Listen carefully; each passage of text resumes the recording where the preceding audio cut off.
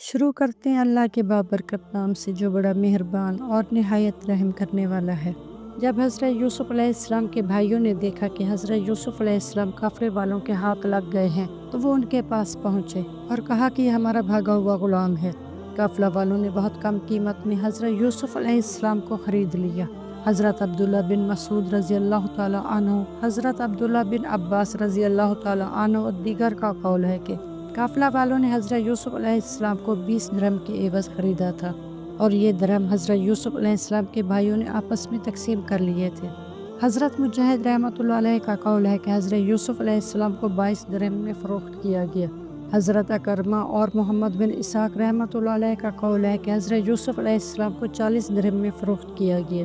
مصر کے جس شخص نے حضرت یوسف علیہ السلام کو خریدا اس نے اپنی بیوی سے کہا کہ اسے نہایت عزت سے رکھو اور اس کے ساتھ حسن سلوک سے پیش آنا، شاید اس کی بدولت ہمیں کچھ نفع ملے یا پھر ہم اسے اپنا بیٹا بنا لیں گے۔ حضرت یوسف علیہ السلام پر یہ اللہ عز و جل کا خاص انعام تھا، اور چونکہ دینی و دنیاوی بھلائیاں ان کے لیے وقف ہو چکی تھیں اس لیے آپ علیہ السلام کو گھر کا ماحول عطا کیا گیا تھا۔ مشہور ہے کہ جس شخص نے آپ علیہ السلام کو خریدا وہ عزیز مصر تھا اور شاہی دربار میں بحیثیت وزیر خزانہ اپنے فرائض انجام دیتا تھا۔ ابن اسحاق رحمۃ اللہ علیہ کا قول ہے کہ عزیز مصر کا نام عطفیر بن رحیب، اور ان دنوں مصر پر ریان بن ولید امالکی کی حکومت تھی جو بنی امالیک سے تعلق رکھتا تھا۔ عزیز مصر کی بیوی کا نام رعیل بنت رعابیل تھا۔ بعض حضرات کا قول ہے کہ عزیز مصر کی بیوی کا نام زلیخا تھا، مگر یہ اس کا لقب تھا۔ ایک روایت کے مطابق عزیز مصر کی بیوی کا نام فقہ بنت ینوس تھا۔ حضرت عبداللہ بن عباس رضی اللہ تعالیٰ عنہ کا قول ہے کہ جس شخص نے حضرت یوسف علیہ السلام کو فروخت کیا اور رقم وصول کی اس شخص کا نام مالک بن زعار بن ثویب بن عنقا بن مدیان بن ابراہیم علیہ السلام تھا۔ واللہ اعلیٰ۔ حضرت عبداللہ بن مسعود رضی اللہ تعالیٰ عنہ فرماتے ہیں کہ دنیا میں 3 افراد سب سے زیادہ فہم و فراست والے ہوئے ہیں۔ اول عزیز مصر، جس نے اپنی بیوی سے حضرت یوسف علیہ السلام کی بابت کہا کہ انہیں عزت و احترام سے رکھو۔ دوم حضرت شعیب علیہ السلام کی بیٹی جس نے حضرت موسیٰ علیہ السلام کے متعلق کہا کہ انہیں خادم بنا لیجیے، بے شک آپ علیہ السلام اسے خادم بنائیں گے جو طاقتور اور دیانتدار ہو۔ سوم حضرت سیدنا ابو بکر صدیق رضی اللہ تعالیٰ عنہ، جنہوں نے حضرت سیدنا عمر فاروق رضی اللہ تعالیٰ عنہ کو خلیفہ مقرر کیا۔ ایک قول کے مطابق عزیز مصر نے حضرت یوسف علیہ السلام کو 20 دینار کے عوض خریدا تھا۔ ایک قول کے مطابق حضرت یوسف علیہ السلام کو ترازو کے ایک پلڑے میں بٹھایا گیا اور دوسرے پلڑے میں ان کے ہم وزن ریشم، چاندی اور مشک رکھی گئی۔ اللہ عز و جل نے فرمایا کہ ہم نے اقرار بخشا یوسف علیہ السلام کو اس سرزمین میں، یعنی عزیز مصر اور اس کی بیوی کے ذریعے، کہ وہ حضرت یوسف علیہ السلام سے بہترین سلوک کریں اور ان کی حفاظت کریں۔ حضرت یوسف علیہ السلام کو مصر میں ٹھہرایا گیا تاکہ انہیں خوابوں کی تعبیر کا علم حاصل ہو، اور اللہ تعالیٰ جب کسی شے کا ارادہ کر لیتا ہے تو پھر اس کے لیے اسباب بھی مہیا کرنے شروع کر دیتا ہے جسے کوئی دوسرا نہیں سمجھ سکتا۔ اس لیے اللہ عز و جل نے فرمایا کہ بیشتر لوگ اس حقیقت کو نہیں سمجھ سکتے۔ حضرت یوسف علیہ السلام جب بھرپور جوانی کو پہنچے تو اللہ عز و جل نے انہیں نبوت اور علم عطا کیا، اور اللہ عز و جل اپنے نیک بندوں کے لیے ایسے ہی نوازتا ہے۔ آیات بالا اس بات پر بھی دلیل ہے کہ حضرت یوسف علیہ السلام کے ساتھ جو کچھ ہوا وہ بلوغت سے پہلے ہوا، اور بلوغت کی حد 40 سال ہے، اور اللہ عز و جل اسی عمر میں اپنے چنے ہوئے بندوں کو نبوت سے سرفراز فرماتا ہے اور ان کی جانب وحی ہوتی ہے۔ حضرت سعید بن جبیر رحمۃ اللہ علیہ کا قول ہے کہ بلوغت کی ابتدا 18 برس ہے۔ حضرت ضحاک رحمۃ اللہ علیہ کا قول ہے کہ بلوغت کی ابتدا 20 برس ہے۔ حضرت اکرمہ رحمۃ اللہ علیہ کا قول ہے کہ بلوغت کی ابتدا 25 برس ہے۔ حضرت صدی رحمۃ اللہ علیہ کا قول ہے کہ بلوغت کی ابتدا 30 برس ہے۔ حضرت عبداللہ بن عباس رضی اللہ تعالیٰ عنہ، حضرت مجاہد اور قتادہ رحمۃ اللہ علیہ کا قول ہے کہ بلوغت کی ابتدا 35 برس ہے۔ قرآن مجید میں ارشاد باری تعالیٰ ہے، اور وہ عورت بہلانے پھسلانے لگی جس کے گھر میں آپ ٹھہرے تھے تاکہ مطلب پورا کرے، اپنا اور بند کر دیے اس نے تمام دروازے، اور کہنے لگی آؤ۔ کہا اللہ کی پناہ، وہ میرا محسن ہے، اس نے مجھے عزت سے رکھا، بے شک ظالم فلاح نہیں پاتے۔ اور اس عورت نے ارادہ کیا، اور وہ بھی ارادہ کرتا اگر اپنے رب کی دلیل نہ دیکھ لیتا، ہم نے اسے برائی اور بے حیائی سے پھیر دیا، بے شک وہ ہمارے چنے ہوئے بندوں میں سے ہے۔ اور دونوں دوڑے دروازے کی جانب، اور اس عورت نے ان کا کرتا پھاڑ ڈالا۔ سورہ یوسف آیت نمبر 23 تا 29۔ اللہ عز و جل نے ان آیات میں عزیز مصر کی بیوی زلیخا کا قصہ بیان کیا ہے کہ کس طرح اس نے حضرت یوسف علیہ السلام کو بہکانے کی کوشش کی، اور جب وہ اس کے بہکاوے میں نہ آئے تو ان پر الزام تراشی شروع کر دی۔ اللہ عز و جل نے چونکہ حضرت یوسف علیہ السلام کو نبوت سے سرفراز فرمایا تھا، اس لیے انہیں اس کے مکر و فریب سے بچائے رکھا۔ عزیز مصر کی بیوی زلیخا نے حضرت یوسف علیہ السلام کو پھنسانے کے لیے خوب بناؤ سے گھر کیا، خوبصورت کپڑے زیب تن کیے اور بہترین زیور پہن کر پھر گھر کے دروازے بند کر دیے، حالانکہ وہ عزیز مصر کی بیوی تھی۔ ابن اسحاق رحمۃ اللہ علیہ کا قول ہے کہ وہ مصر کے بادشاہ ریان بن ولید کی بھانجی تھی۔ حضرت یوسف علیہ السلام جوان تھے اور حسن میں بے مثل تھے۔ اللہ عز و جل نے حضرت یوسف علیہ السلام کو 7 متقی اور پرہیزگار سرداروں میں شامل کیا ہے۔ بخاری شریف و مسلم شریف میں حدیث قدسی ہے کہ حضور نبی کریم صلی اللہ علیہ وآلہ وسلم نے فرمایا کہ 7 شخص ایسے ہیں جنہیں اس دن بھی اللہ عز و جل سایہ مہیا کرے گا جس دن اس کے سائے کے بغیر کوئی سایہ نہ ہوگا۔ اول، عدل و انصاف کرنے والا۔ دوم، ایسا شخص جو تنہائی میں اللہ عز و جل کی یاد میں آنسو بہائے۔ سوم، ایسا شخص جس کا دل مسجد میں لگا رہے۔ چہارم، وہ شخص جو اللہ کی محبت میں اکٹھے ہوں اور اللہ کی محبت میں علیحدہ ہوں۔ پنجم، وہ شخص جو اس طرح صدقہ کرے کہ دائیں ہاتھ سے دے تو بائیں ہاتھ کو خبر نہ ہو۔ ششم، وہ شخص جو اللہ کی عبادت کرتے ہوئے جوان ہو۔ اور ہفتم، وہ شخص جسے کوئی بلند مرتبت عورت گناہ کی دعوت دے اور وہ کہے کہ میں اللہ سے ڈرتا ہوں۔ زلیخا نے حضرت یوسف علیہ السلام کو گناہ کی جانب مائل کرنا چاہا، جس پر حضرت یوسف علیہ السلام نے فرمایا کہ اللہ کی پناہ، تیرا شوہر تو میرے پرورش کرنے والا ہے، یعنی تیرے شوہر، اور اس گھر کے مالک نے مجھے بہت اچھے طریقے سے رکھا ہوا ہے، اور اس کا یہ احسان ہے کہ اس نے مجھے عزت دی۔ بے شک اللہ ظالموں کا بھلا نہیں کرتا۔ قرآن مجید میں ارشاد باری تعالیٰ ہے، اور اس عورت نے ارادہ کیا اور وہ بھی ارادہ کرتا اگر اپنے رب کی دلیل نہ دیکھ لیتا۔ سورہ یوسف آیت نمبر 24۔ اللہ عز و جل نے حضرت یوسف علیہ السلام کی حفاظت فرمائی اور انہیں اس بد کردار عورت کے شر سے محفوظ رکھا۔ اسی لیے اللہ عز و جل نے فرمایا کہ ہم نے یوسف علیہ السلام سے برائی اور بے حیائی کو پھیر دیا، اور بے شک وہ ہمارے چنے ہوئے بندوں میں سے تھا، یعنی وہ نبی تھے۔ حضرت یوسف علیہ السلام نے دوڑ لگائی تو زلیخا آپ علیہ السلام کے پیچھے بھاگی، اور جب دونوں دروازے کے پاس پہنچے تو وہاں زلیخا کا شوہر عزیز مصر کھڑا تھا۔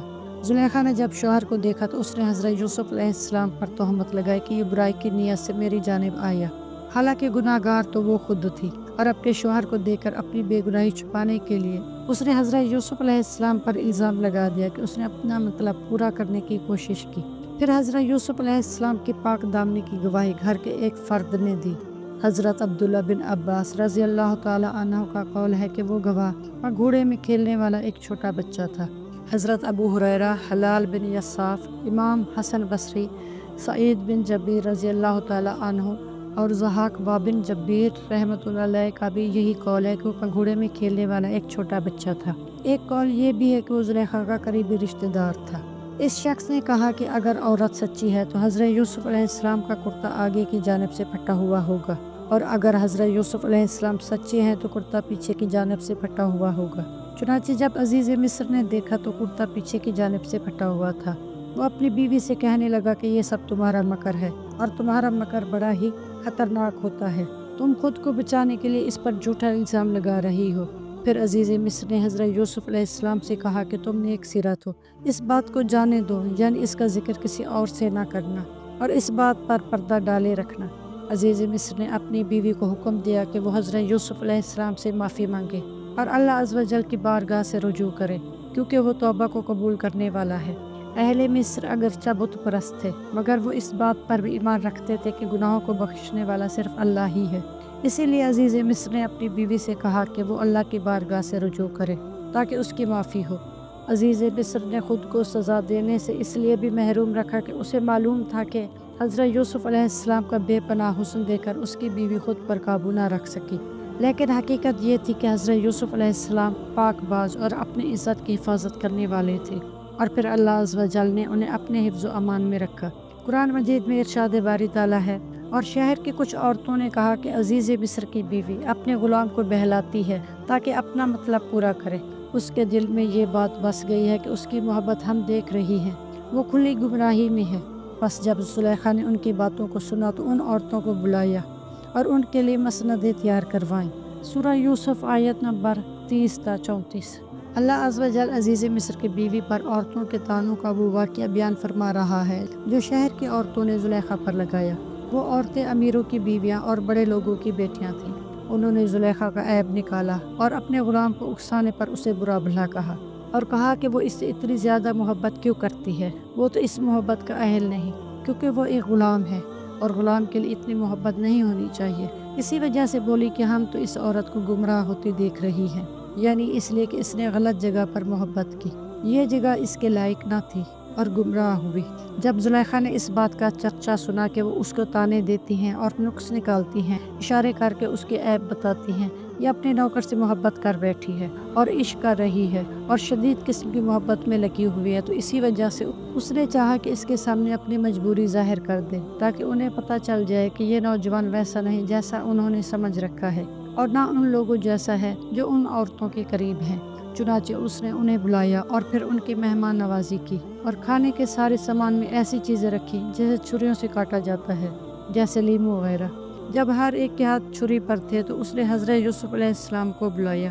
اس سے قبل اس نے حضرت یوسف علیہ السلام کو بہترین لباس پہنایا تھا۔ پھر آپ علیہ السلام کو اسی حالت میں ان کے سامنے آنے کو کہا۔ چنانچہ آپ علیہ السلام باہر نکلے تو لازمی طور پر 14ویں رات سے بھی زیادہ خوبصورت دکھائی دے رہے تھے۔ جب ان عورتوں نے دیکھا تو ان کی عظمت بیان کرنے لگی اور کہنے لگی کہ کوئی بھی آدمی ایسا نہیں ہو سکتا۔ حضرت یوسف علیہ السلام کا حسن ان پر چھا گیا اور وہ اپنے ہوش و حواس کھو بیٹھے اور چھریوں سے اپنے ہاتھ کاٹنے لگے اور انہیں زخم محسوس نہ ہو رہے تھے۔ وہ عورتیں کہنے لگیں، اللہ کی قسم، یہ کوئی انسان نہیں بلکہ نیک فرشتہ ہے۔ واقعہ معراج میں حضور نبی کریم صلی اللہ علیہ وآلہ وسلم کا فرمان ہے کہ جب میں حضرت یوسف علیہ السلام کے پاس سے گزرا تو میں نے دیکھا کہ انہیں حسن کا نصف حصہ عطا کیا گیا ہے۔ قرآن مجید میں ارشاد باری تعالیٰ ہے، بس اس کے رب نے اس کی سن لی اور اس سے عورتوں کا مکر اٹھا دیا، بے شک وہی سنتا جانتا ہے۔ سچی نشانیوں کے دیکھ لینے کے بعد بھی پھر ان کی رائے یہ ہوئی کہ کچھ مدت کے لیے قید رکھیں، اور اس کے ساتھ قید خانہ میں 2 جوان داخل ہوئے۔ ان میں سے ایک نے کہا، اللہ عز و جل نے ان آیات میں بیان کیا ہے کہ عزیز مصر اور اس کی بیوی دیکھ چکے تھے کہ حضرت یوسف علیہ السلام بے گناہ ہیں، مگر انہوں نے لوگوں کی زبان درازی کی وجہ سے فیصلہ کیا کہ حضرت یوسف علیہ السلام کو قید خانے میں ڈال دیا جائے۔ اس طرح معاملہ رفع دفع ہو جائے گا اور زلیخا کے عیوب پر بھی پردہ پڑ جائے گا۔